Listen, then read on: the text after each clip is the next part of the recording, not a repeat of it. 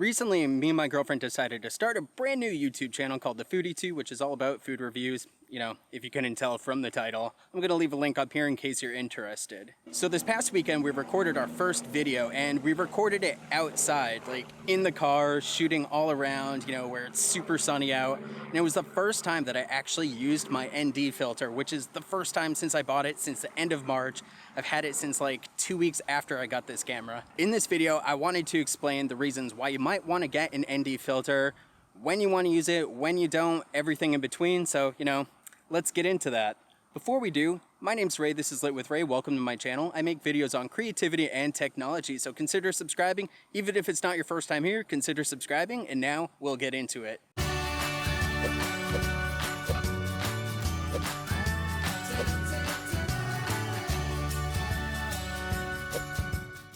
So first things first, what is an ND filter? Think of it like sunglasses for your lens. It prevents overexposure by limiting the amount of light that hits the lens and ultimately hits the sensor of your camera. It works exactly like sunglasses, except it doesn't change the color of the light, hence the neutral part of the neutral density filter. ND filters come in a variety of shapes and sizes and stops. However, that is a little bit beyond the scope of this video.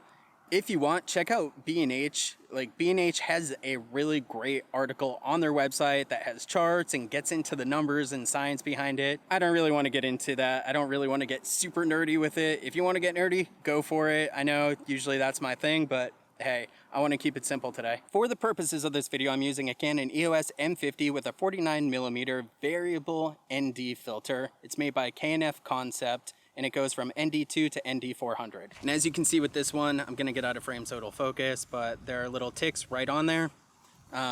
That's what you use to adjust it. You just twist the outer ring when it's on the camera, and you can actually end up switching it from max to min. In case you guys wanted to know, I'm gonna leave a link down in the description below if you wanna check it out. Now, some cameras have an ND filter already built in, just like the Canon C200 and some of the higher end cameras.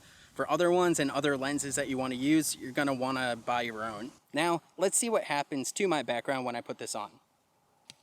Immediately, my ISO jumped up to 3200. It was on 100. I have my aperture fully open. And now, you can see a little bit more detail in the background, right? In fact, let's try and brighten this up a little bit. This is completely wide open on my ND filter, so it's actually ND2 right now. And I'm at 100 again. Background is still overexposed, so now let's adjust that.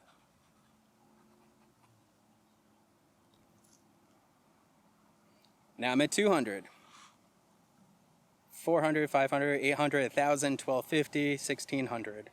So you guys could see the background. My ISO was automatically adjusting because I had it set to auto and not manual. So I want to show you what this looks like when it's actually on the lens. As you can see, it's basically sunglasses.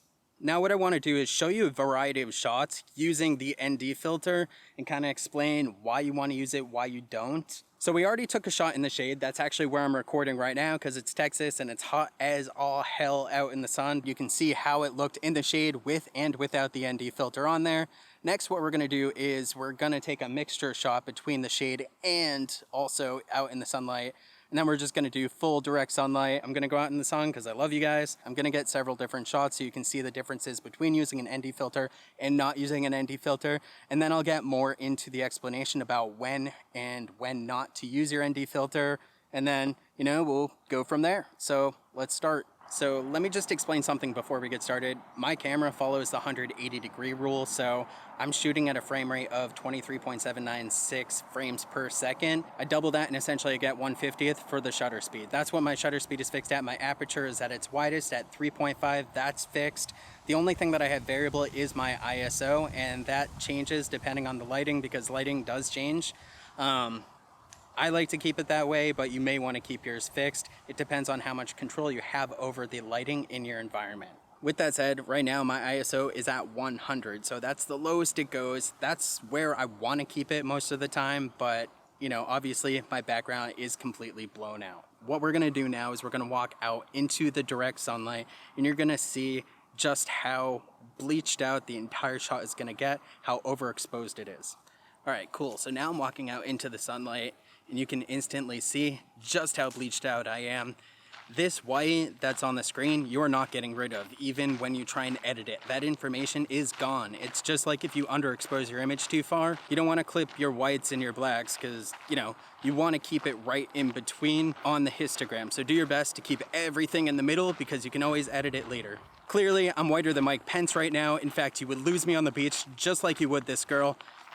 That's not cool. I want to be me. So now let's put this ND filter on and see what happens. Cool. So the ND filter is on and it's at its minimum. Clearly everything is still bleached out. So now what I'm gonna do is I'm gonna turn it up.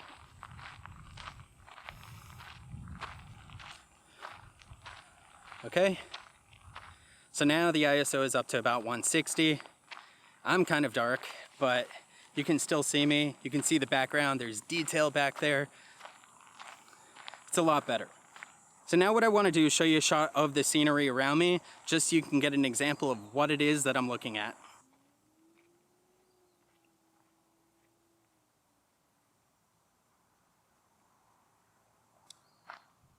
Boom, so my ISO is at 250 for that. Now I'm gonna take the ND filter off.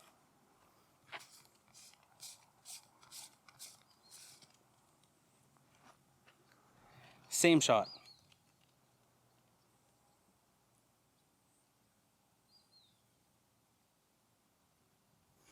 Clearly, you can't get anything out of that. Cool, so that's just a quick example about being out in the direct sunlight using an ND filter when it's super sunny out. I got sweat in my eye. If you have overcast or if you're in the shade, then you probably don't need an ND filter. It might work though, it depends on how bright everything is. Again, when you're looking at your camera, make sure you're checking out your histogram and make sure that the levels are on point.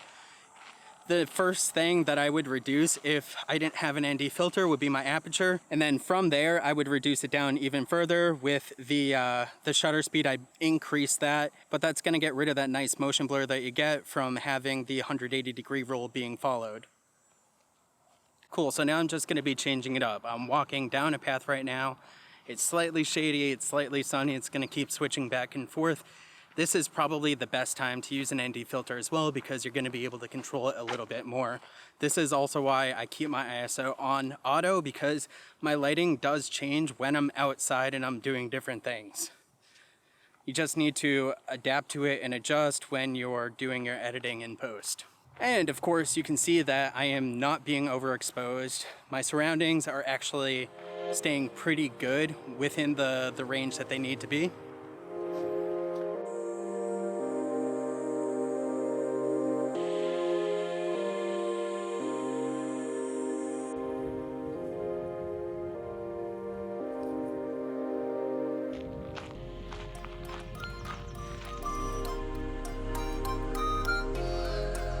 Really beautiful out here. Love coming out here.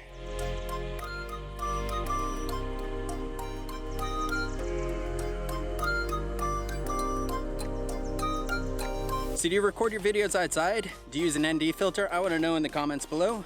Smash that like button if you got value out of this. Don't forget to hit subscribe because I come out with videos all the time. Don't forget to hit the bell too because you get notified whenever I do come out with those videos. And until next time, I'll catch you later.